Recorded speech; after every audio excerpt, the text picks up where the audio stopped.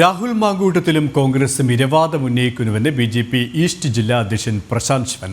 പാലക്കാട് കാലുകുത്താൻ അനുവദിക്കില്ല എന്ന് താൻ പറഞ്ഞതിനെ കാല് വെട്ടുമെന്ന് പറഞ്ഞ് തെറ്റായി പ്രചരിപ്പിച്ചു.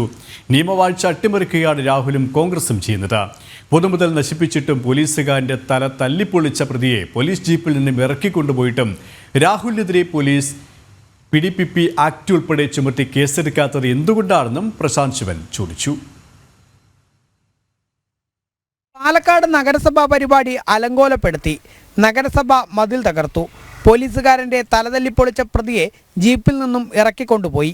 പോലീസ് സ്റ്റേഷന് അകത്ത് കയറി കൃത്യനിർവഹണം തടസ്സപ്പെടുത്തി.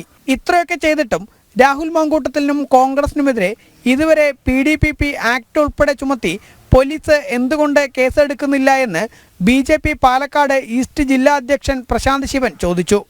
നിയമവാഴ്ചയെ അട്ടിമറിക്കുകയാണ് രാഹുൽ മാങ്കൂട്ടത്തിൽ. രാഹുലിൻ്റെ കാല് വെട്ടുമെന്ന് താൻ പറഞ്ഞതായി തെളിയിക്കാൻ രാഹുലിനെ വെല്ലുവിളിക്കുന്നു. ഇരവാദം ഉന്നയിക്കുകയാണ് രാഹുലും കോൺഗ്രസും.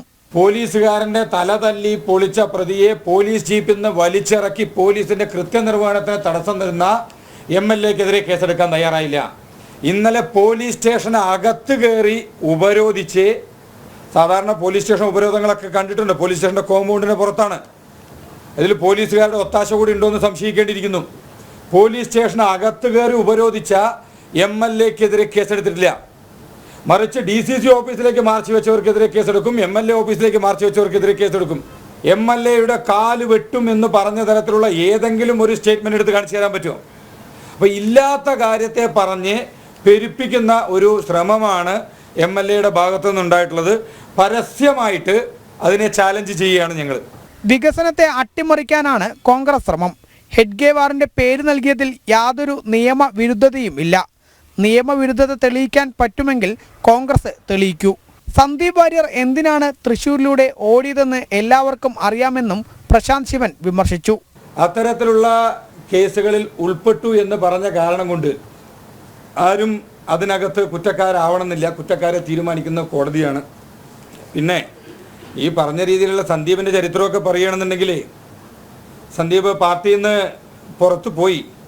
പുറത്തു പോയില്ലായിരുന്നുവെങ്കിൽ സന്ദീപിനെ പുറത്താക്കേണ്ടിയിരുന്നത് എന്തെല്ലാം കാരണത്തിൻ്റെ പേരിലായിരുന്നു എന്നുള്ളത് നിങ്ങളൊന്ന് അന്വേഷിച്ച് കഴിഞ്ഞാൽ കണ്ടുപിടിക്കാൻ സാധിക്കും. എന്തൊക്കെയാണ് കഥകൾ എന്നുള്ളത് നിങ്ങളെല്ലാവരും മാധ്യമപ്രവർത്തകരാണ്. പിന്നെ തൃശ്ശൂരിലൂടെ ആൾ ഓടിയത് എന്തിനാണെന്നൊക്കെ നിങ്ങൾക്ക് തന്നെ അറിയാവുന്നതാണ്. ഇല്ലെങ്കിൽ നിങ്ങൾ അന്വേഷിച്ച് കഴിഞ്ഞാൽ നിങ്ങൾക്ക് അതെല്ലാം കണ്ടുപിടിക്കാൻ സാധിക്കും. അതുകൊണ്ട് അതിലോട്ടൊന്നും ഞാൻ കൂടുതൽ കിടക്കുന്നില്ല. ദിവ്യാംഗരായ കുട്ടികൾക്കായി പാലക്കാട് നഗരസഭ നിർമ്മിക്കുന്ന നൈപുണ്യ വികസന കേന്ദ്രത്തിന് ഡോക്ടർ കേശവ് ബലറാം ഹെഡ്ഗേവാറിന്റെ പേര് നൽകാനുള്ള തീരുമാനത്തിൽ നിന്നും അണുവിട പുറകോട്ടില്ലെന്നും പ്രശാന്ത് ശിവൻ വ്യക്തമാക്കി. ജനം, പാലക്കാട്.